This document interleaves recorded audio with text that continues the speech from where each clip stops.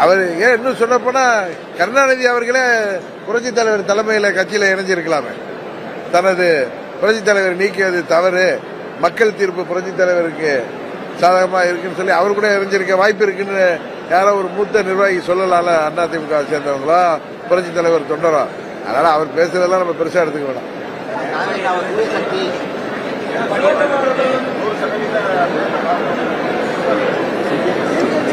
என்னங்க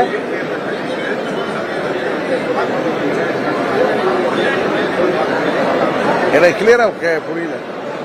நல்ல சத்தம் நிறைவேற்ற பட்டி இருக்கிறது அப்படின்னு யார் சொல்றா? அதெல்லாம் பொய்.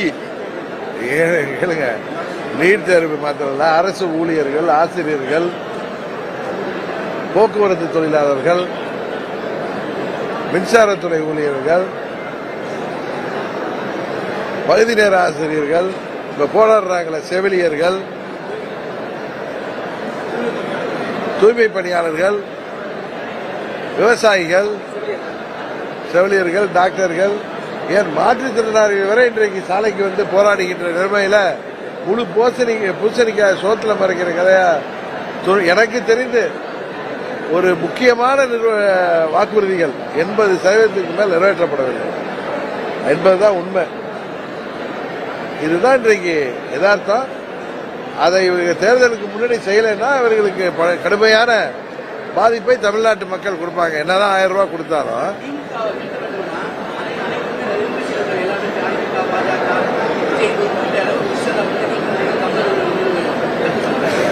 பெரியவர் தமிழர் மனிதனோட கருத்து அப்படிலாம் கிடையாது. திமுகவை வீழ்த்துவதற்கு சரியான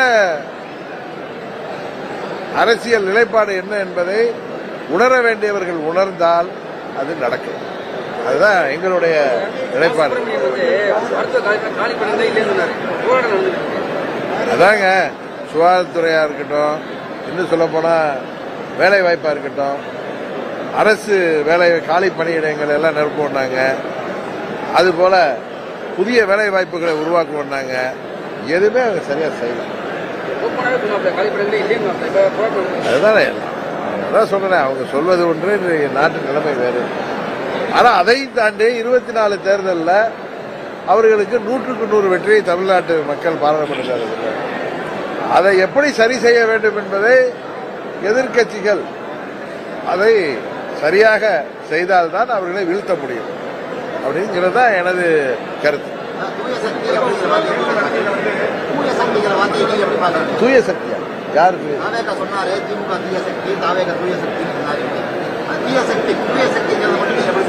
தூய சக்தியா?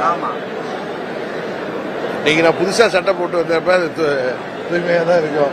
இதே சாயங்காலம் பாத்தீங்கன்னா தான் இது தூய்மையா இருக்கா அழுக்கா இருக்கா. அதனால அவரவர் விருப்பம், அவங்கவுங்க கருத்து எல்லாம் சொல்லிக்கலாம். ஆனா மக்கள் தான் எஜமானர்கள். அவர்கள் அளிக்கிற தீர்ப்பு தான் மகேசன் தீர்ப்புன்னு புரட்சி தலைவர் சொல்வார். அதனால 26ஆம் ஆண்டு மே மாதத்துல மக்கள் அளிக்க போகிற தீர்ப்பு தான் யார் தூய்மையானவர்கள், யாரு தீயவர்கள் அப்படிங்கிறத மக்கள் தான் தீர்மானிக்க முடியும்.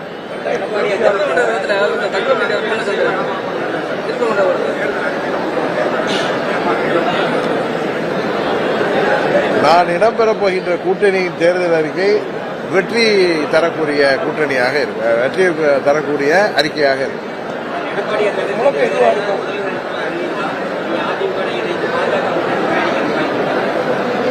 வியூகத்துக்கெல்லாம் நான் பை சொல்ல மாட்டேங்க. எங்கள் அம்மா மக்கள் முன்னேற்ற கழகத்தின் பொதுச்செயலாளராக எனது நிலைப்பாடு என்பது எங்களது தொண்டர்களும் எங்களது நிர்வாகிகளும் எங்களுக்கு வாக்களிக்கின்ற அந்த ஓட் பேங்கும் ஏற்றுக்கொள்கின்ற முடிவைத்தான் உறுதியாக நான் எடுப்பேன். தனிப்பட்ட எனது ரெஸ்பெக்டோ, எனது கௌரவமோ, எனது மரியாதையை எல்லாம் தாண்டி எனக்காக என்னோடு தோழர் இருக்கின்ற லட்சம் தொண்டர்களும் எனக்காக ஒவ்வொரு மாவட்டத்திலும் எந்த ஒரு எதிர்பார்ப்பும் இல்லாமல் பயணிக்கின்ற நிர்வாகிகளும் எங்களுக்கு வாக்களிக்கின்ற வாக்காளர்களும் ஏற்றுக்கொள்கின்ற முடிவை நான் உறுதியாக எடுப்பேன், தைரியமாக எடுப்பேன். என்னங்க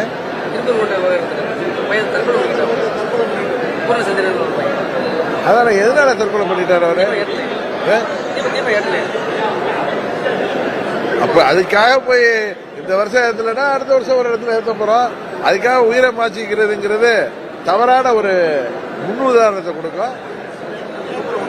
சார் ஒன்று 2026 உங்களோட சட்டமன்ற தேர்தலில் எது முழக்கம் வச்சு நீங்க அரசியல் பயணத்தை தொடங்குங்க? என்னங்க எந்த முழக்கத்தை முன்னிறுத்தி 2026 சட்டமன்ற தேர்தலில் முழக்கமாக கொண்டு போவீங்க? தமிழ்நாட்டு மக்களுக்கு, குறிப்பாக அடித்தட்டு மக்களுக்கு, நடுத்தர மக்களுக்கு, அனைத்து தரப்பு மக்களுக்கு, இளைஞர்களுக்கு, மாணவர்களுக்கு தேவையான நல்ல திட்டங்களை அம்மா அவர்கள் காலத்தில், புரட்சித் தலைவர் காலத்தில் நிறைவேற்றியது போல நிறைவேற்றக்கூடிய அரசாக அமைப்போம் என்பதுதான் எங்களுடைய ஒரே வாக்குறுதியாக இருக்கு.